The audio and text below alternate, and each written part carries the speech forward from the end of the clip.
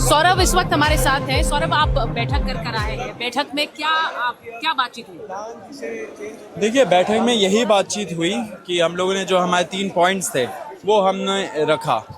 वो पॉइंट्स है, नंबर 1 कि धर्मेंद्र प्रधान का इस्तीफा या तो उनको कैबिनेट से बर्खास्त करें। नंबर 2, 1 करोड़ का मुआवजा ये सारे फैमिलीज़ के लिए जिनके बच्चे नीट लीक के वजह से मर गए सुसाइड करके। नंबर 3, जो यहाँ पे पीसफुल प्रोटेस्टर्स हैं उनके खिलाफ जो FIRs फाइल हो रहे हैं उनको विड्रॉ किया जाए एंड एक सॉवरेन गारंटी दिया जाए स्टेट के तरफ से कि वो फ्यूचर में भी किसी के खिलाफ FIR फाइल नहीं करेंगे पीसफुल प्रोटेस्ट करने के लिए। इनमें से कोई मांग मानी है सरकार ने? दूसरा और तीसरा जो मांग है कॉम्पनसेशन और विड्रॉल का, इन प्रिंसिपल सरकार ने बोला है हो सकता है पॉजिटिव साइन दिखाया। जो धर्मेंद्र प्रधान वाला इस्तीफा का मामला है उन्होंने कोशिश किया नेगोशिएट करने के लिए, लेकिन हमने बोला ये मुद्दा सिर्फ CJP का नहीं है, ये पूरे दुनिया का पूरे इंडिया का बन चुका है। जितने लोग स्ट्रीट रास्तों पे उतर रहे पूरे देश भर में, उनका एक ही डिमांड पॉइंट है, धर्मेंद्र प्रधान का इस्तीफा। तो इस्तीफे पर सरकार ने क्या कहा? उन्होंने नेगोशिएट करने का कोशिश किया, लेकिन हमने बोला कि नॉन नेगोशिएबल है। तो कल सरकार ने फिर से बुलाया है तीसरे राउंड ऑफ टॉक के लिए। कल 3:30 बजे हम लोग बैठेंगे। साथ साथ हमने सरकार को ये भी बोला है कि जो हमने पॉलिसी डिमांड चार्टर दिया है, चौथा पॉइंट, वो उस पर भी सोच विचार करेंगे। लेकिन वो बात की बात है, हमारी मेन डिमांड्स पहले हम लोगों को मनवानी है उनसे। सोनम वांगचुक ने जो अपना अनशन खत्म किया है, उसका असर आपको लगता है इस प्रोटेस्ट पे पड़ेगा? देखिए, ये किसी एक इंसान से बढ़ चुका है ये प्रोटेस्ट लोग युवा जो आ रही है बाहर, युवाओं के बहुत सारी दिक्कतें, उन सब दिक्कतों की वजह से आ रही है बाहर। However at the same time हम बहुत खुश है कि सोनम जी ने अपना अनशन तोड़ा। 26 दिन हो गए थे, 11 किलो वेट कम हुआ उनका, मसल लॉस हुआ, बहुत वीक हो गए थे।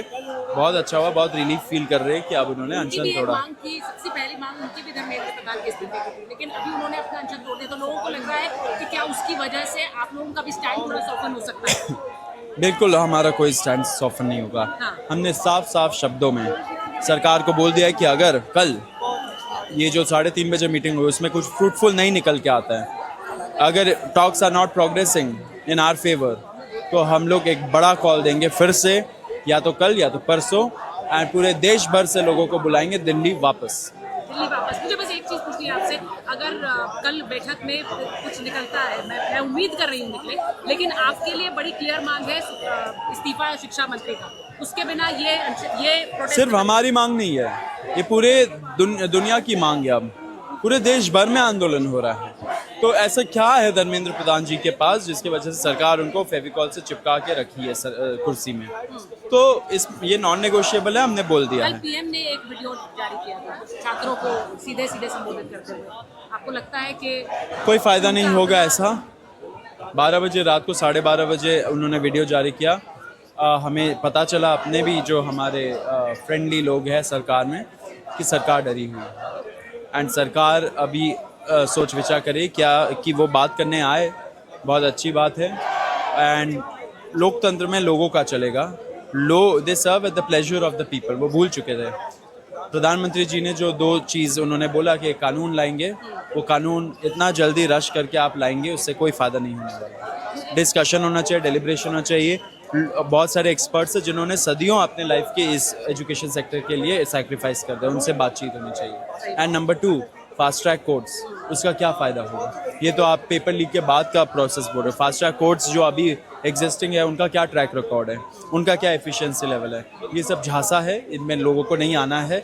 अकाउंटेबिलिटी तय हो जाएगी तो सिस्टम अपने आप बदल जाएगा, बेटर हो जाएगा। जब मैंने यहाँ देखा, लोग अपने बच्चों को लेकर आए थे, मैंने लास्ट सवाल पूछा, जो लोग कह रहे हैं कि ये आंदोलन पॉलिटिकल हो गया है या ये राजनीतिक हो गया, उनको क्या कहना? देखिए, राजनीति से हम लोग क्यों ऐसा एक नेगेटिव कॉनोटेशन जोड़ते हैं? राजनीति वर्ड क्यों नेगेटिव है? लोग राजनीति नहीं करते, इससे तो हमारी राजनीति इतनी गंदी है। अच्छे लोग राजनीति नहीं करते, राजनीति करनी चाहिए। पूरा ये मामला राजनीतिक है। क्यों? क्योंकि पार्लियामेंट में कानून पास होगा, राजनीतिक प्रोसेस है। एग्जीक्यूटिव जो गवर्नमेंट है वो इम्प्लीमेंट करेगा, एक राजनीतिक प्रोसेस है। कोर्ट में जाएगा वो मामला, वो भी राजनीतिक प्रोसेस है। तो अगर पूरा चीज़ ही राजनीतिक है तो जवाब भी राजनीतिक ही होगा।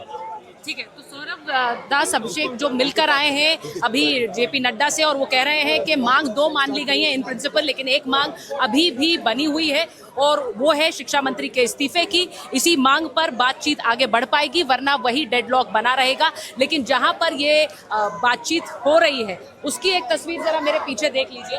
ये यहाँ पर देखेंगे छात्रों का एक हुजूम है मेरे पीछे, और ये सब यहाँ पर तब तक बैठे रहेंगे जब तक मांगे पूरी नहीं हो जाती।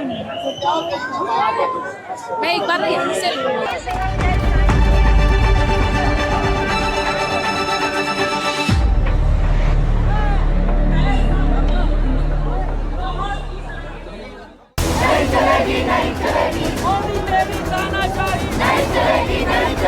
मेरे साथ इस वक्त मणिशंकर अय्यर हैं जो यहाँ आज छात्रों के इस प्रोटेस्ट में पहुंचे। सर, क्या लग रहा है आपको? आप यहाँ पहुंचे हैं, छात्रों से आपने बात की, क्या कहा उन्होंने आपसे?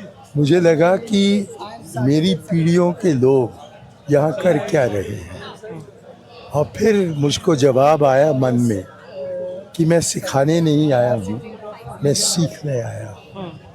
और मैंने क्या सीखा है इन नौजवानों से कि हमें निडर रहना चाहिए, तानाशाही के सामने हमें झुकना नहीं चाहिए। और मुझे आज पता लगा कि जबकि मैं अंदर जा रहा था तब भय भरा हुआ था। मणिशंकर जी, जो राजनीतिक पार्टी है, जो आम आदमी पार्टी कह रही है कि कांग्रेस को भी यहाँ आकर प्रदर्शन करना चाहिए था, छात्रों के बीच। मैं कांग्रेस का नहीं हूँ। हाँ। तो आप कांग्रेस प्रवक्ता से पर आपको लगता है कि सारे राजनेताओं को जिनको सपोर्ट देना है वो यहाँ आए इन छात्रों के साथ जंतर मंतर पर? यहाँ भी आ सकते हैं, लेकिन पहले वो एक एकत्रित हो। इंडिया अलायंस हुआ करता था, अब वो है कहाँ? तो इसलिए मैं ज़रा निराश था, लेकिन यहाँ पहुँचकर मेरी उमंगे और मेरी उम्मीद बढ़ती गई है।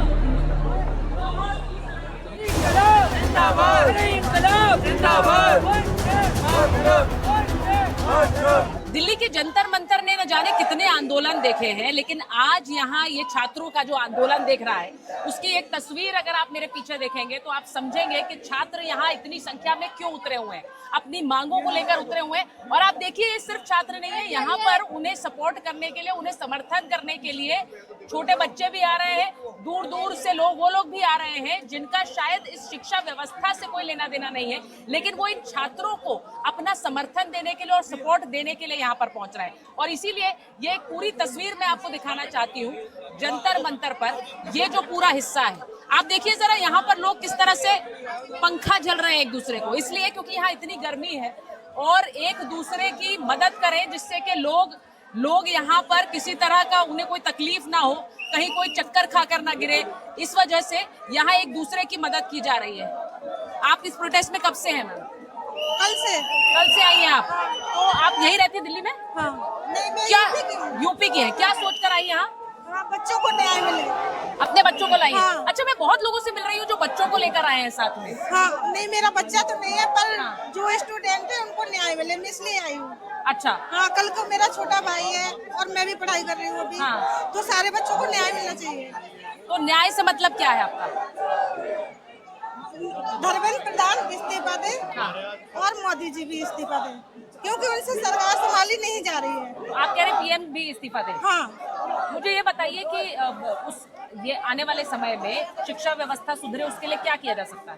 उसको धर्मेंद्र प्रधान को इस्तीफा देना होगा, और कोई अच्छा सा जो सभी जनता चुनती है बच्चे, तो उसको बिठाया जाए शिक्षा मंत्री। जनता ऐसे चुन पाएगी कोई? क्यों नहीं सुनेंगे? हाँ, नहीं, मैं कह रही हूँ जनता यहीं से चुने, आप ये कह रही हैं? हाँ। आप कहाँ से हैं? मैं बड़ौत यूपी बागपत। अच्छा, तो आपने इस प्रदर्शन के बारे में सुना, आप कैसे आए यहाँ? आज ये आया, मैं बड़ा अपने ऊपर लानत फील कर रहा कि मैं मतलब जब से वो चल रहा प्रदर्शन, मेरी चांद चौक में दुकान है, कि मैं आज आ पाया, मेरे पास टाइम नहीं था। अब रात रील देखते देखते इतना जज्बा हो चुका, दुकान बंद करके तब इधर आया हूँ। तो आपकी मांग क्या है? हमारी मांग है अब रेजिग्नेशन नहीं, अब टर्मिनेट करना चाहते हैं हम धर्मेंद्र प्रधान को। वो किसी भी सत्ता में किसी भी पद पे हमें चाहिए ही नहीं अब वो।